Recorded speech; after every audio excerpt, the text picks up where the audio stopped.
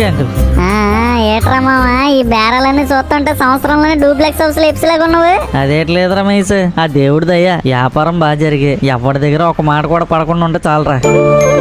ఓ middle class వాడికి luxury అంటే ఎటు తెలుసురా మహేష్, నలుగురి నోరులోనే పడకుండా ఒక్క అప్పు కూడా లేకుండా ఉండటం రా. ఈ డూప్లెక్స్లు గీప్లెక్స్లు పక్కన పెడితే మా అప్పులన్నీ తీరిపోయి మా అమ్మ నాన్న మనసులు తేలికైపోయి వాళ్ళిద్దరూ రాత్రి పడుకునేటప్పుడు నవ్వుతూ ప్రశాంతంగా పడుకొని ప్రశాంతంగా పొద్దున్న లెగిస్తే అదేరా ఓ మిడిల్ క్లాస్ వాడికి అసలైన ఐశ్వర్యం.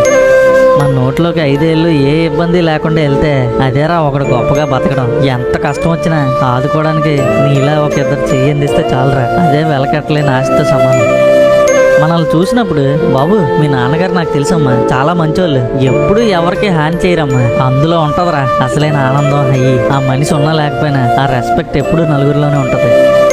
ఈ ఫీలింగ్ ఇస్తుందిరా ఏ డూప్లెక్స్ హౌస్ ఇవ్వలేని ఫీలింగ్. డూప్లెక్స్ అంటున్నావు కదా, దానికన్నా మేము ఉన్నదే డూప్లెక్స్ కన్నా ఎక్కువరా. వర్షానికి ఎండిపోకుండా, చలికి వణుకుపోకుండా, ఎండకి ఎండిపోకుండా, కష్టం వస్తే కుంగిపోకుండా మమ్మల్ని కాపాడుతున్న ఇల్లురా అది. దానికన్నా గొప్ప ఇల్లు ఇంకోటి ఉంటది చెప్పు ఏంటి చెప్పండి. ఇంతకన్నా మిడిల్ క్లాస్ వాడికి ఇంకేమవుతురా. నిజమేరా మావా, ఇదేరా గొప్పగా బతకడం అంటే.